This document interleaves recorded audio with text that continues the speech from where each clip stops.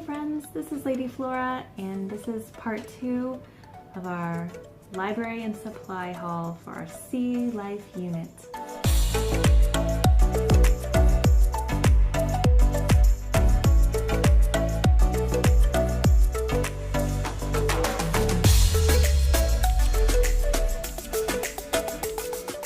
So at the beginning of this unit, I knew that we were going to go to the beach later on, and I was very excited about that, and I was using that as an opportunity to sort of excite my daughter about sea life and the environment of the ocean.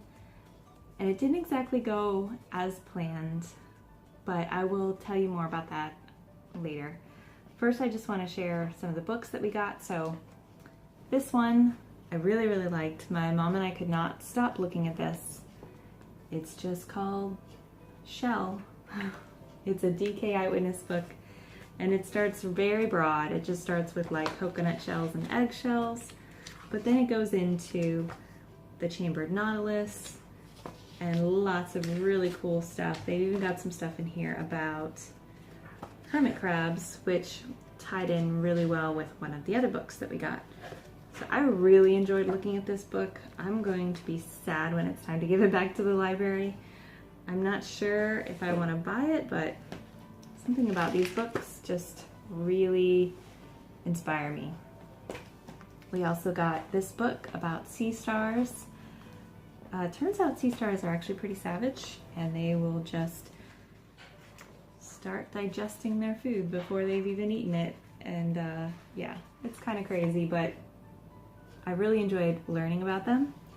They are echinoderms, and they're related to sand dollars and sea urchins, which is really cool. We also got this book, Swimmy, which is just a nice fiction picture book about a fish who teaches his school of fish how to basically stand up for themselves. And the illustrations are very cool.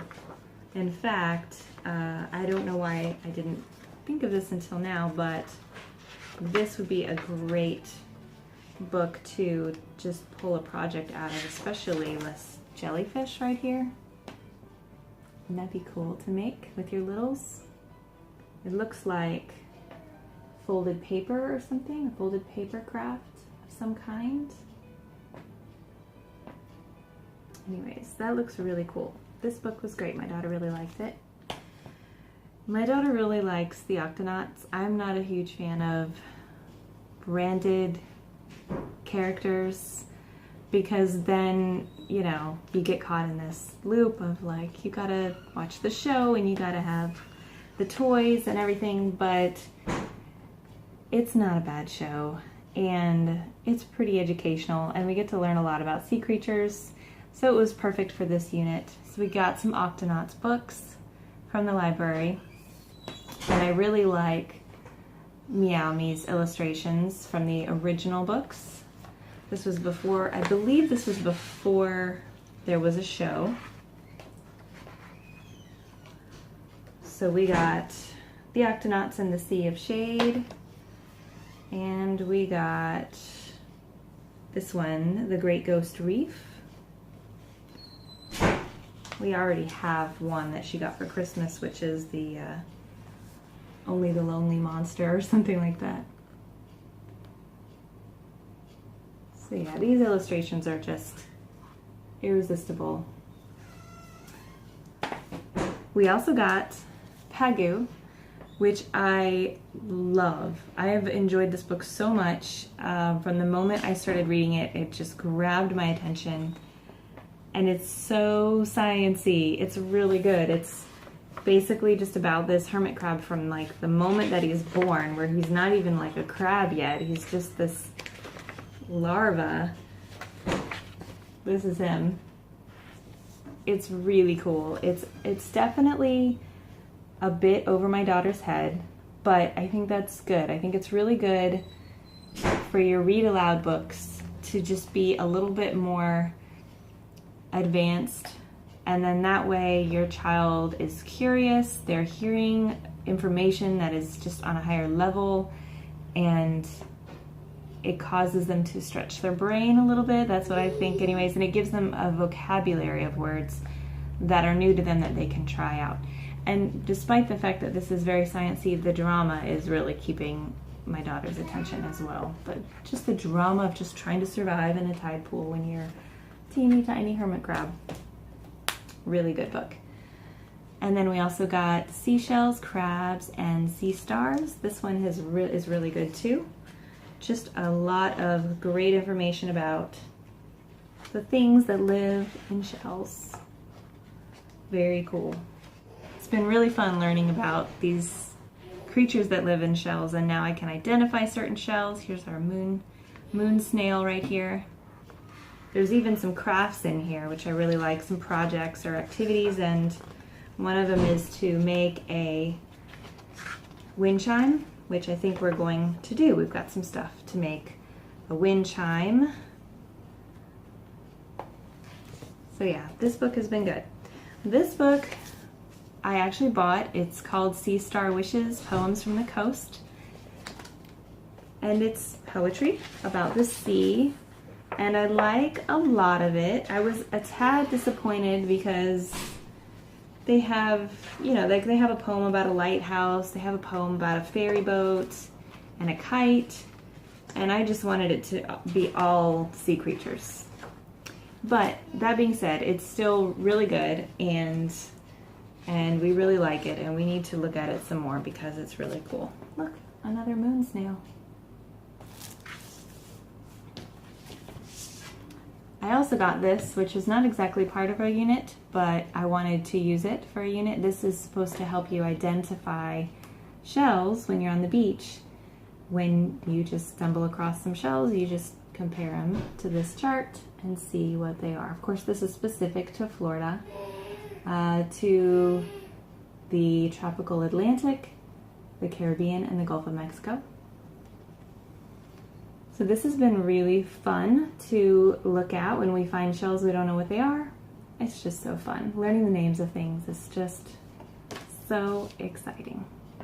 So let me tell you about our beach experience. So we went to the beach for a couple of days, stayed in a house there, and it rained a lot. It rained almost the whole time, but there is a couple of moments on each day, an hour or two here and there, where we got to go to the beach, and it was really, really fun. It was definitely not what I expected. I'm sorry for the noise. My son loves to close and open doors in the background there, so I apologize. So anyways, the beach, it was very windy. It was so windy. We came back with sand in our hair everywhere, so much sand. And the water, the waves were very high. It was so rough. It was not good swimming weather at all. But it was really beautiful. And we had a really, really good time. We really enjoyed just playing on the beach. Last year, my daughter was not into it. I don't know why.